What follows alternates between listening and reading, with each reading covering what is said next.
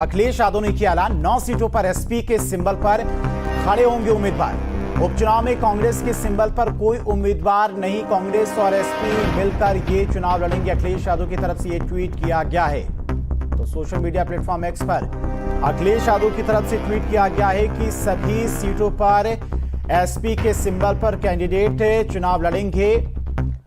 और अखिलेश ने एक्स पर पोस्ट करते हुए लिखा कि बात सीट की नहीं जीत की है और इस रणनीति के तहत इंडिया गठबंधन के संयुक्त प्रत्याशी सभी 9 सीटों पर समाजवादी पार्टी के चुनाव चिन्ह साइकिल के निशान पर चुनाव लड़ेंगे। कांग्रेस और समाजवादी पार्टी एक बड़ी जीत के लिए एकजुट होकर कंधे से कंधा मिलाकर साथ में खड़ी है। इंडिया गठबंधन इस उपचुनाव में जीत का एक नया अध्याय लिखने जा रहा है।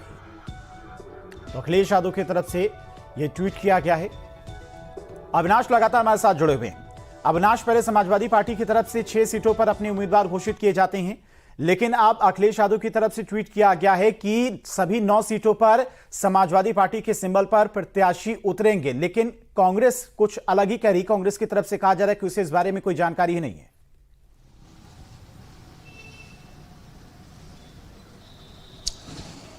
देखिए, जो सीट बंटवारे को लेकर एक असमंजस की स्थिति बनी हुई थी समाजवादी पार्टी और कांग्रेस में, वो असमंजस की स्थिति अब खत्म होती दिख रही है, क्योंकि ये जो ट्वीट आया है ये खुद अखिलेश यादव के द्वारा रात में किया गया था, जिसमें साफ तौर पर कहा गया है कि सपा के सिंबल पर ही जो इंडिया गठबंधन है उपचुनाव लड़ेगा, यानी कि समाजवादी पार्टी ही चुनाव लड़ेगी। हालांकि उम्मीदवार 2 हो सकते हैं कांग्रेस पार्टी के, लेकिन इस बाबत अभी कोई जानकारी नहीं दी गई है। लेकिन देखिए, सबसे महत्वपूर्ण बात यह है कि कांग्रेस की तरफ से इस गठबंधन में, इस उपचुनाव में 5 सीटों की डिमांड की गई थी कि 5 वो सीटें कांग्रेस को चाहिए जो समाजवादी पार्टी पिछले चुनाव में हार गई थी। लेकिन 2 सीटें दी गई थी, गाजियाबाद और अलीगढ़ की। खैर, हालांकि तब भी अजय राय की तरफ से बार बार ये कहा जा रहा था कि जो हमारी दावेदारी है, जो हमारी तैयारी है, वो 5 सीटों को लेकर है। लेकिन समाजवादी पार्टी ने साफ किया था कि 5 नहीं, बल्कि जो दिया गया है उसी से संतोष करना पड़ेगा। हालांकि माना जा रहा है कि कल देर रात राहुल गांधी और अखिलेश यादव की बातचीत हुई है और उस बातचीत में लगभग ये तय कर लिया गया है कि 9 सीटों पर समाजवादी पार्टी यानी कि सपा के सिंबल पर ही चुनाव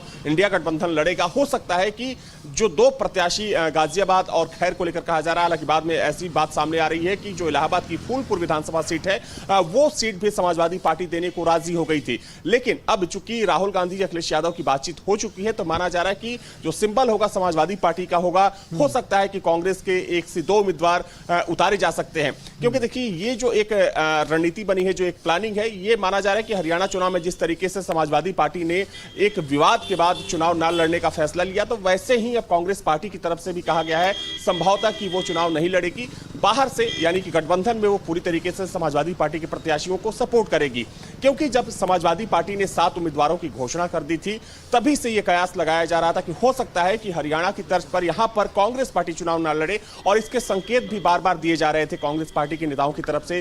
कांग्रेस पार्टी के जो नेता थे बार बार ये बोल रहे थे कि वो भले ही चुनाव नहीं ना लड़े, लेकिन गठबंधन धर्म का पालन करते हुए जो उनके कार्यकर्ता होंगे, जो पदाधिकारी होंगे, जो पूरी पार्टी होगी, वो समाजवादी पार्टी के साथ खड़ी रहेगी।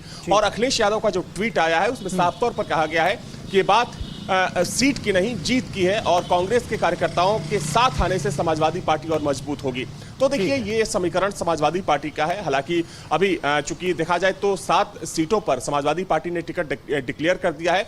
2 सीटों पर यानी कि जो गाजियाबाद और जो खैर की सीट है, माना जाएगा कि उन सीटों पर भी जल्द ही प्रत्याशी गठबंधन की तरफ से घोषित किया जाएगा। देखने वाली बात यह होगी कि इन 2 सीटों पर जो प्रत्याशी होंगे वो समाजवादी पार्टी के होंगे या फिर कांग्रेस के प्रत्याशी होंगे। ठीक है अविनाश, बहुत बहुत शुक्रिया आपका तमाम सारी जानकारी के लिए। और चलिए